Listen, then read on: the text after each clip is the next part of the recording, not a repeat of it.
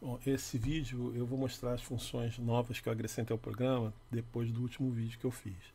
E para isso eu vou abrir uma base de dados que eu já tinha criado, que é uma base de dados real, na verdade, que eu utilizei para a elaboração do meu último artigo acadêmico. Então, está aqui gravada, o nome do Nihilism. Clico nela, abro.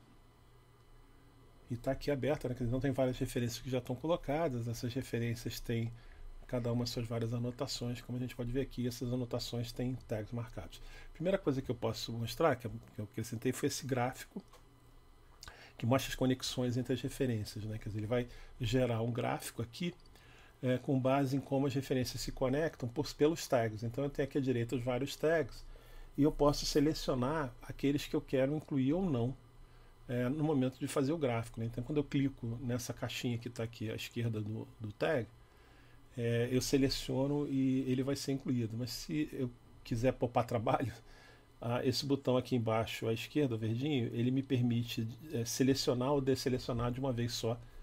Então, clicando uma vez eu seleciono tudo, pela segunda vez eu desseleciono, né?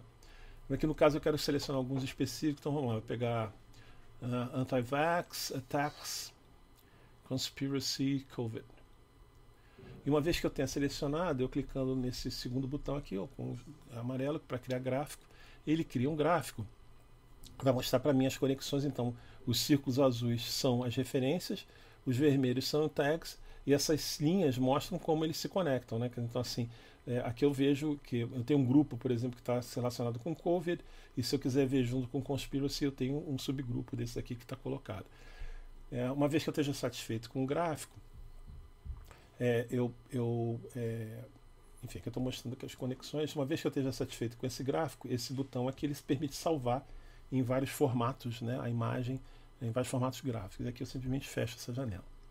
A segunda função é um pouco mais complexa, né? Então, para começar, eu vou criar uma referência nova. Eu vou pegar um artigo que eu escrevi recentemente, né, meu. Então, vou colocar aqui a identidade, o ID. Eu vou deixar o campo referência em branco, mas eu vou escolher um arquivo. Se eu clicar Ctrl O, pressionar Ctrl O aqui, ele abre para mim a caixa de diálogo para selecionar documentos, né? Então aqui eu tenho o arquivo PDF. Agora, chamar a atenção só que, embora esteja colocado o PDF aqui embaixo, ele também permite, se eu alterar, eu posso trabalhar também com arquivos EPUB, né? Do arquivo de livro eletrônico. Então vamos abrindo aqui, depois eu vou mostrar isso melhor. Então ele preenche o nome do arquivo, eu clico, ok, a minha referência está lá, né? Uma vez feito isso, eu clicando nesse botão aqui, né, eu abro o arquivo PDF, de abrir arquivo PDF, e ele vai automaticamente abrir para mim o arquivo que eu associei a essa referência. Está ele aqui. Aqueles botões ali em cima, né, esses dois aqui mais à direita, eles permitem navegar entre as páginas. Então o botão da direita avança, o botão da esquerda recua, e aí eu posso ir percorrendo o arquivo todo e escolher a página que me interessa. Uma vez que eu esteja na página que me interessa, eu vou trabalhar com ela. Mas antes disso, é importante a gente salvar os dados que estavam faltando. Então repare que quando eu cliquei ali, ele trouxe os dados que eu já tinha colocado e trouxe o título que ele importou dos metadados do arquivo, né? Então eu clicando aqui em OK, a gente vai ver quando vai para outra tela que ele acrescentou o título que eu tinha deixado em branco anteriormente, né? Bom, uma vez feito isso, o que eu posso fazer aqui? Eu vejo dentro da minha janela o que me interessa e vamos supor que eu quero usar esse parágrafo aqui. Então eu vou clicar com o mouse no lado esquerdo, com o botão esquerdo, vou arrastar até onde me interessa e vou soltar. No momento que eu solto, ele vai abrir essa janela e o texto que estava embaixo esse meu quadradinho que eu criei, ele vai ser copiado, né? Eu posso dar uma percorrida aqui para ver se tudo que eu queria está certo. E eu clicando em New, ele vai acrescentar como uma anotação a referência, né, que eu tinha colocado. E está ela aqui toda bonitinha, né? Então vamos pegar mais uma outra referência, vamos para o final dessa página aqui, vamos supor que esse último parágrafo me interessa. Então eu vou fazer a mesma coisa, botão esquerdo, arrasto, vou até o canto inferior direito, solto. E a mesma coisa, né? Então eu clico em New. E se eu voltar aqui, a gente vê que ele criou um novo item, né? Uma nova anotação. Então aqui a anotação anterior e a anotação que eu coloquei aqui. Voltando ao texto, a gente pode perceber que o parágrafo não acabou ali, né? Eu queria acrescentar mais alguma coisa. Então eu vou para a página seguinte, procuro onde esse parágrafo termina, né? Que pedaço que me interessa, faço a mesma coisa. Botão esquerdo, arrasto, levo até o pedaço que me interessa. Eu tenho que cobrir todo o texto, né? Senão não vai copiar. Solto. E aí ele vai me mostrar o texto que eu queria. Só que aqui dessa vez, em vez de clicar em eu vou clicar em Append. Aí o que ele vai fazer?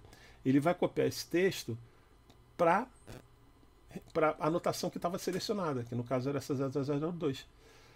Tem alguns. É claro que eu tenho que editar isso um pouco, né? Então, por exemplo, como eu acrescentei duas anotações uma depois da outra, tem uma aspas duplas aqui que eu tenho que retirar, né? Eu edito.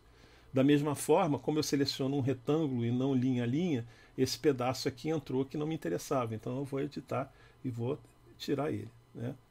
E aí está criado. Então vou fazer isso, né? Quer dizer, eu posso fechar, voltar e várias vezes dentro desse arquivo. A outra coisa que eu posso fazer aqui, eu também posso abrir um outro arquivo aqui.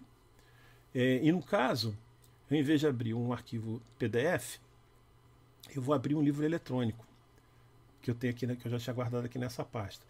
Então eu chego aqui embaixo e em vez de arquivos PDF, eu seleciono e-books, arquivos EPUB. Né? E está lá o arquivo que eu queria, eu clico em abrir. Aí demora um pouquinho porque ele é grande e ele vai carregar a página e vai me mostrar. Então está aqui. Esse é o livro que eu queria. Agora eu quero trabalhar com esse livro, não quero mais trabalhar com aquele artigo. Mesma forma, né? Seta para frente, vou procurar a página que me interessa. Aí vamos supor, eu cheguei aqui num ponto que tem um texto que me interessa. Né? Então o que eu vou fazer? Eu vou, da mesma forma, marcar, botão esquerdo, clica, arrasta, etc, etc, etc. Só que aí, quando eu solto, ele não vai me mostrar aquela janela. O que vai acontecer? Eu mudei de arquivo. Então ele vai dizer que não tem nenhuma referência associada a este arquivo aqui. Né? Então eu tenho que dar um OK aqui, fechar essa janelinha, fechar esse aviso, e vou acrescentar referência. Né? Então repara que ele já colocou o título, já tem o número do arquivo aqui, que foi o que eu abri, tenho só que colocar um ID. Então, no caso, vou colocar o nome do autor, junto do ano, e gravar. E aí, quando a gente chegar aqui, a gente pode perceber que agora eu tenho uma nova referência. Né? Aqui estava a minha antiga, que eu já tinha entrado, e aqui está a nova. E agora sim, eu vou fazer a mesma coisa, eu vou selecionar, novamente eu tenho que cobrir toda a área, solto, está o texto aqui, eu clico em New, e está a minha anotação copiada. Né? Enfim, eu posso fechar agora isso aqui, e basicamente isso é o que eu tinha para mostrar. Bom, tá aqui o que eu tinha criado anteriormente, né? Se eu clicar novamente em abrir PDF, ele vai uma vez mais abrir o arquivo do meu artigo, né, que ele vai abrir o arquivo que tiver associado à referência. Né? Se eu clicar no outro, ele vai uma vez mais abrir aquele e-book.